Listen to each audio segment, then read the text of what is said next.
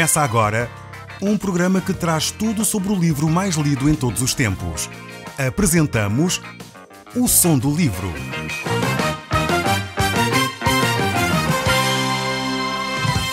Seja muito bem-vindo. Neste podcast vai encontrar o livro mais conhecido e lido em todo o mundo. Vamos levá-lo numa viagem pela história da humanidade. Este é um audiolivro para si, para a sua família e sociedade em geral. Contextualização e comentários de Paulo Chaveiro. E hoje estamos de volta ao livro de Provérbios, no capítulo 11. E eu gostaria de continuar no verso 15, onde nós paramos no último programa. E nós encontramos, de facto, grandes recomendações, grandes ideias que nós podemos aplicar no nosso dia-a-dia neste livro de Provérbios. Diz assim a palavra do nosso Deus: quem fica por fiador de outrem sofrerá males, mas o que foge de o ser estará seguro. Ora, aqui está um grande desafio e um grande conselho para cada um de nós. No nosso país sabemos que as entidades bancárias com regularidade, com frequência, procuram que as pessoas tenham fiadores. E isto é de facto um ponto sensível. A Bíblia não está a condenar quem é fiador. Atenção, é preciso que isso fique claro. Mas está a aconselhar seriamente para que a pessoa que vai ficar como fiador saiba exatamente onde se está a envolver. Porque, efetivamente, muitas amizades têm sido destruídas por causa deste aspecto. Alguém é amigo de outrem, vai pedir que essa pessoa fique por fiador, entretanto a pessoa teve um percalço qualquer, não consegue pagar o crédito bancário e, claro está, as entidades bancárias não estão aqui, não são organismos de apoio social, por isso mesmo eles vão buscar o dinheiro a quem de facto ficou como fiador. E muitas destas circunstâncias por vezes chegam a ser desencadeados processos em tribunal, coisas extremamente desagradáveis, e é por isso que a Bíblia diz que quem fica por fiador de outrem sofrerá males. É preciso a pessoa evitar cair nesta situação. Então, e se a pessoa se envolve, pelo menos que o seja de uma forma consciente, a pessoa saiba que está a correr riscos e que esses riscos são calculados. Se a outra pessoa não pagar a sua dívida bancária, então a pessoa terá condições de assegurar mensalmente essa mesma dívida. Então é um grande conselho que a Bíblia nos deixa sobre esta matéria financeira. O verso 16 deste capítulo 11 agora vai falar num outro aspecto, numa outra perspectiva, na perspectiva dos relacionamentos. Diz assim: a mulher graciosa alcança honra, como os poderosos adquirem riqueza. Vemos aqui que Deus deu à mulher, de facto, esta capacidade, essa simpatia, essa gentileza. Isto é um dom que as mulheres têm. Os homens são diferentes. Normalmente mais rudes, mais frios, mais racionais, têm uma outra atitude. Enquanto as mulheres são mais sensíveis. Isso é algo precioso. Acho que as mulheres não deveriam desprezar esta capacidade que elas têm, que é delas, pertence ao facto de serem mulheres, e valorizar este aspecto. Diz o texto bíblico que a mulher graciosa alcança honra.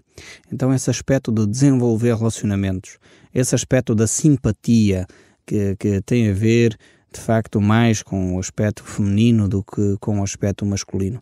Eu creio que na nossa sociedade as desigualdades e muitas vezes até as situações que são injustas têm levado com que homens e mulheres não percebam o privilégio que é de ser específico, de ser homem ou de ser mulher. Infelizmente, porque mulheres têm sido maltratadas, não deveria de acontecer isso. Muitas vezes mulheres têm sido discriminadas, isso também não deveria de acontecer, não é essa a vontade de Deus. Muitas vezes mulheres têm sido, de facto, violentadas, abusadas, e isso é algo que deve ser punido, condenado. Mas por causa dessas situações, muitas vezes procura-se quase dizer que a mulher não é específica, não tem traços de personalidade específicos diferenciados dos homens. Eu acho que isso tem sido um mal, quer para as mulheres, quer para os homens. É importante, creio eu, valorizar as diferenças. A diferença entre o homem e a mulher são visíveis, não só no aspecto físico. Mais facilmente nós detectamos as diferenças físicas, mas muitas vezes ficamos por aí pensando que a mulher é só diferente do homem ao nível físico, mas não é. A mulher é diferente do homem ao nível emocional, a mulher é diferente do homem ao nível até da estrutura mental, a forma como o seu cérebro, portanto, trabalha a informação é diferente da do homem. E quando isto não é valorizado, pensamos que as mulheres e os homens são iguais. Não são iguais. Deveriam ter direitos iguais, isso sim, claro. Não deve haver discriminação simplesmente porque são diferentes. Mas as mulheres e os homens são diferentes e isso é positivo. Deveria essa diferença ser complementar. Infelizmente, por causa do nosso orgulho, por causa da nossa dificuldade em lidar com o que é diferente, a nossa insegurança, muitas vezes discriminamos, maltratamos pessoas que são diferentes. Isso acontece não só com as mulheres, como conceitos racistas e outros. As ideias xenófobas têm a ver com isto, com medo da diferença, com medo do outro, com medo daquilo que é diferente de mim próprio. E porque como eu não sei lidar com a diferença, então eu prefiro excluir, maltratar, espezinhar, afastar, porque isso me incomoda, porque eu não sou capaz de lidar com a diferença, não sou capaz de valorizar aquilo que é do outro. Então aprendamos a valorizar as diferenças, aprendamos a conviver com elas e a ver o benefício que há em ter aspectos diferentes da vida ao nosso redor. Então esta é uma lição que eu gostaria que nós aprendêssemos. Isto nos relacionamentos conjugais é vital. Quando o marido e a mulher não percebem que são diferentes, que o homem é o homem e a mulher é a mulher, isto traz conflitos constantes à relação. Porque às vezes o homem quer que a mulher entenda as coisas como ele pensa e a mulher quer que o marido entenda as coisas como ela pensa. Homem e mulher pensam de forma diferente. Ouça bem, o homem tem uma estrutura mental completamente diferente da mulher. E às vezes a forma como se aborda os problemas são completamente diferentes. É necessário nós entendermos isto. Mas, voltando aqui ao texto, o verso 17, e vamos continuar, porque de facto esta conversa sobre a diferença dos homens e das mulheres, esta mulher graciosa que alcança a honra, de facto levaria-nos muito longe na nossa reflexão.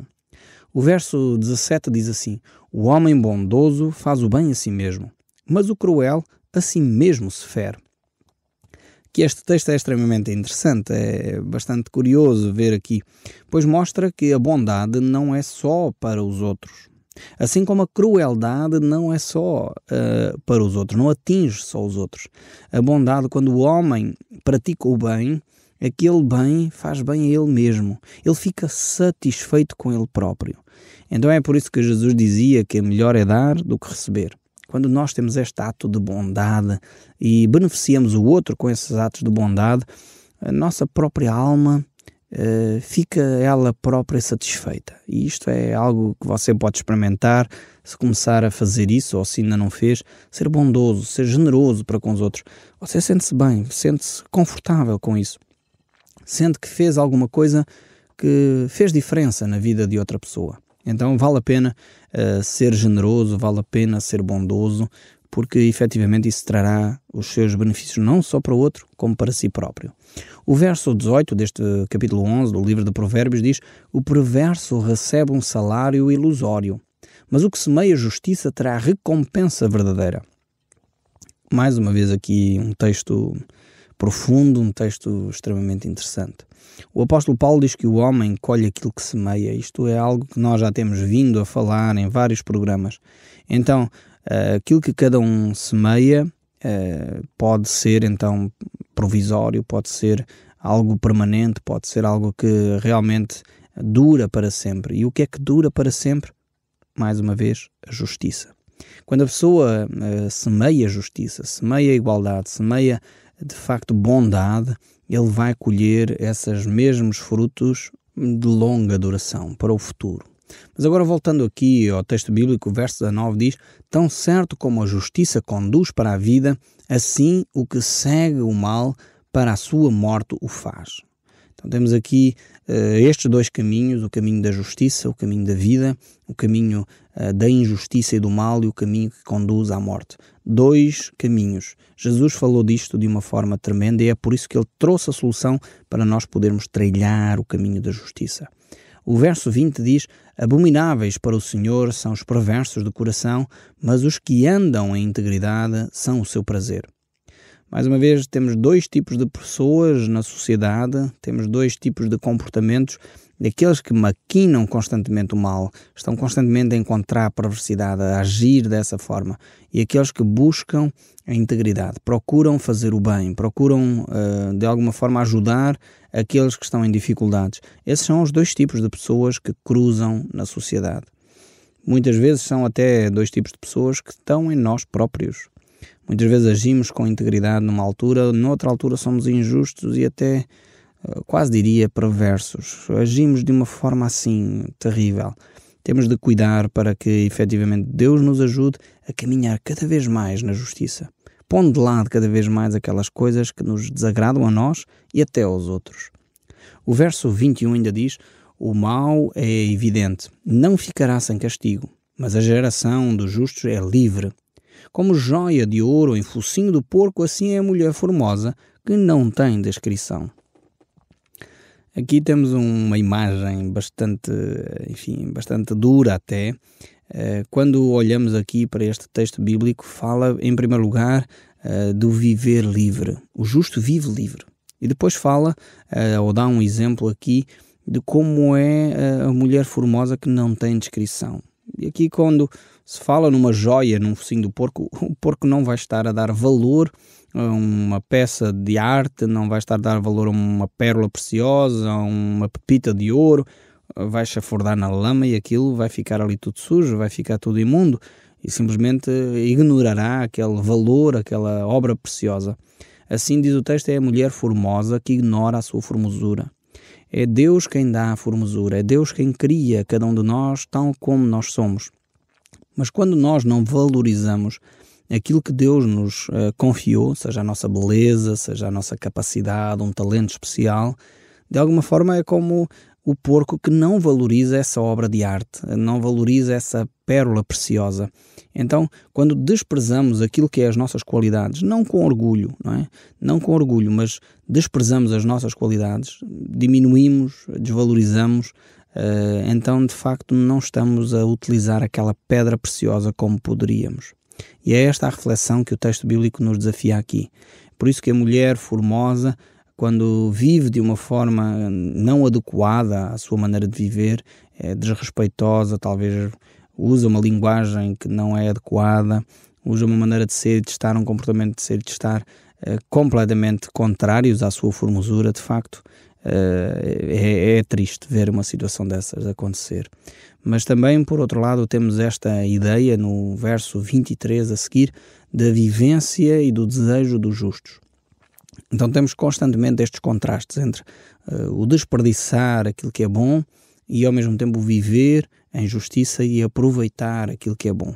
Diz o verso 23, o desejo dos justos tende somente para o bem, mas a excepção dos perversos redunda em ira. Há quem dá liberalmente, ainda se lhe acrescentará mais e mais. Ao que retém, mais do que é justo, ser-lhe-á em pura perda.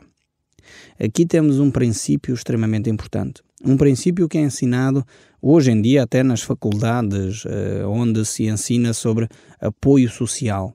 E aqui é definido por essas entidades como o princípio de Mateus. É um princípio extremamente importante. Como dizia Jesus, é bem-aventurado, é mais bem-aventurado, coisa é dar do que receber. E este é o princípio de Mateus. Aquele que tem, ser-lhe-á acrescentado. Aquele que tem, receberá ainda mais. Quem dá liberalmente, ainda lhe será acrescentado mais e mais. Este é o princípio.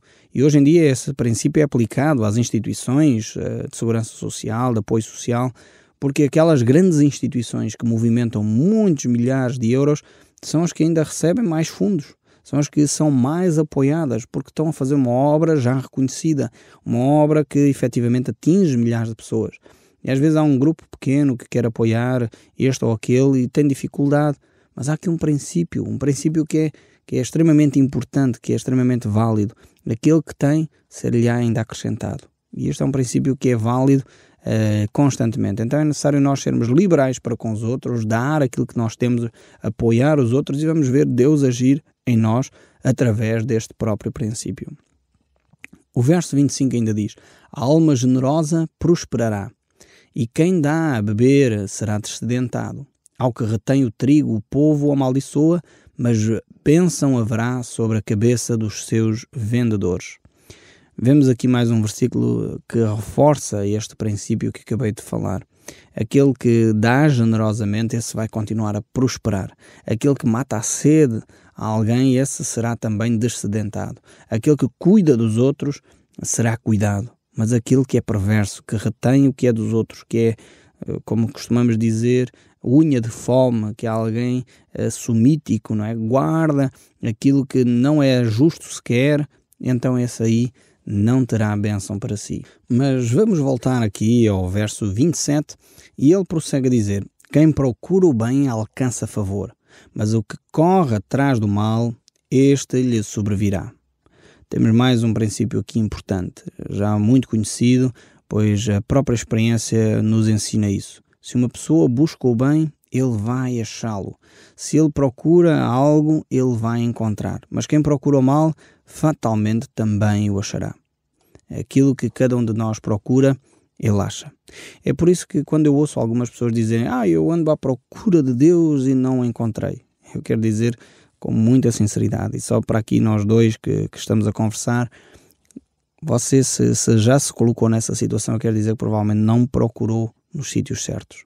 Talvez não procurou com todo o empenho que deveria. Talvez precisa continuar a procurar. Não desista. Porque aquele que procura, diz a Bíblia, acha. E se você já está a ouvir este programa, já de alguma forma já está a achar aonde Deus está. Então vale a pena você continuar essa busca. Vale a pena você continuar a procurar. Porque aquele que procura, ele acha. O verso 28 ainda diz: quem confia nas suas riquezas cairá, mas os justos reverdecerão como a folhagem. Vemos aqui mais uma vez que a segurança dos bens materiais não é nada. Não vale a pena confiarmos nos seguros de vida, não vale a pena confiarmos nos bens materiais, não vale a pena confiarmos naquilo que é a riqueza. Ela não produz a segurança que você procura. O verso 29, capítulo 11 do livro de Provérbios diz: o que perturba a sua casa herda o vento, e o insensato é servo do entendido de coração. Mais uma vez temos aqui algo extremamente interessante, a importância da sabedoria, e mostra claramente quem vai liderar quem. Quem é insensato, quem é pessoa irresponsável, normalmente não assumirá cargos de responsabilidade, cargos de liderança. É necessário a pessoa tornar-se alguém responsável, coerente, sério, para poder então liderar. Mais um princípio da Bíblia que funciona no nosso dia-a-dia. O verso 30 deste capítulo 11 diz: o fruto do justo é a árvore da vida, e o que ganha almas é sábio.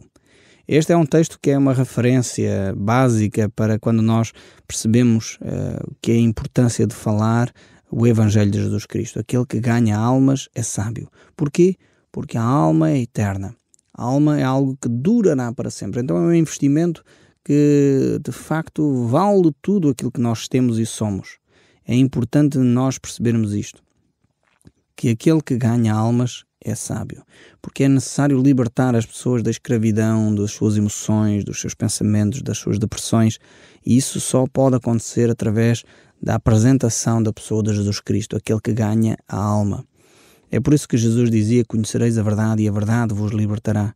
E se o Filho vos libertar, sereis verdadeiramente livres. Jesus então preparou os seus apóstolos para esta mensagem de libertação. É por isso que também ele fazia o apelo dizendo: vinde a mim e eu vos farei pescadores de homens. Aquele que ganha almas, esse é sábio. E depois Jesus disse no final, comissionando os seus apóstolos e a cada um de nós, que somos seus filhos: ide então por todo o mundo e pregai o Evangelho a toda a criatura. Quem crer e for batizado será salvo, quem porém não crer será condenado. Esta é a grande mensagem que o Evangelho nos traz. É aqui que de facto Deus quer que cada um de nós aprenda a viver. Por isso ele diz: aquele que ganha almas é sábio. O apóstolo Paulo colocou isto por outras palavras, dizendo: ai de mim se não pregar o Evangelho. Não me envergonho do Evangelho, pois é o poder de Deus para a salvação de todo aquele que crê. Esta é a grande mensagem que pode transformar a sua vida e talvez transformar até a dos seus vizinhos. Várias pessoas que nos escrevem dizem exatamente isso. Comecei a ouvir o programa O Som do Livro, uma amiga minha começou a ouvir também, falei aos meus vizinhos, eles estão a ouvir esta palavra de Deus e está a transformar a vida da nossa comunidade. Isto é belo, eu fico extremamente grato a Deus porque Deus está a fazer esta obra no seu coração. Você pode se tornar um ganhador de almas, um sábio ganhador de almas, divulgando simplesmente aquilo que é a palavra de Deus através deste programa, O Som do Livro. O verso 31 ainda prossegue. Se o justo é punido na terra, quanto mais o perverso e o pecador. Vemos aqui esta referência que a situação da repreensão, da correção, Deus não deixará que o ímpio continue sem correção, sem punição. Chegamos assim ao capítulo 12 deste livro de Provérbios. Eu gostaria ainda de ler alguns textos deste capítulo 12. Diz assim: quem ama a disciplina, ama o conhecimento, mas o que aborrece a repreensão é estúpido. Desculpem a força da expressão, mas é o texto bíblico que o diz. Então é necessário nós aprendermos a amar a disciplina. Quando nós amamos a disciplina, de facto, tornamos-nos mais sábios e mais sábios. O texto prossegue. O homem de bem alcança o favor do Senhor, mas ao homem de perversos desígnios, ele o condena. O homem não se estabelece pela perversidade, mas a raiz dos justos não será removida. A mulher virtuosa é coroa do seu marido, mas a que procede vergonhosamente é como a podridão nos ossos. Os pensamentos dos justos são retos, mas os conselhos dos perversos engano. As palavras dos perversos são emboscadas para derramar sangue, mas a boca dos retos livra o homem. Os perversos são derrubados e já não são, mas a casa dos justos permanecerá. Segundo o seu entendimento será louvado o homem, mas o perverso de coração será desprezado. Melhor é o que estima um pouco e faz o seu trabalho do que o que se vangloria e tem falta de pão. Temos aqui este texto que mostra realmente a modéstia como uma virtude, como a virtude da sabedoria, mas aquele que é orgulhoso, aquele que de alguma forma pensa algo de si, além do que convém, não chega a lado nenhum. O texto bíblico continua a dizer no capítulo 12 do livro de Provérbios: o justo atenta para a vida dos seus animais, mas o coração do perverso é cruel. O que lavra a sua terra será farto de pão, mas o que corre atrás das coisas vãs é falto de senso. O perverso quer viver do que caçam os maus, mas a raiz dos justos produz o seu fruto. Pela transfusão dos lábios do mal se enlaça, mas o justo sairá da angústia. Cada um se farta de bem pelo fruto da sua boca, e o que as mãos do homem fizerem ser-lhe-á retribuído. O caminho do insensato aos seus próprios olhos parece reto, mas o sábio dá ouvido aos conselhos. Eu gostaria de terminar exatamente com esta frase aqui. O ouvido do sábio dá atenção aos conselhos. É necessário que cada um de nós tome esta atitude de ouvir conselhos. O Som do Livro, uma produção da Rádio Transmundial de Portugal.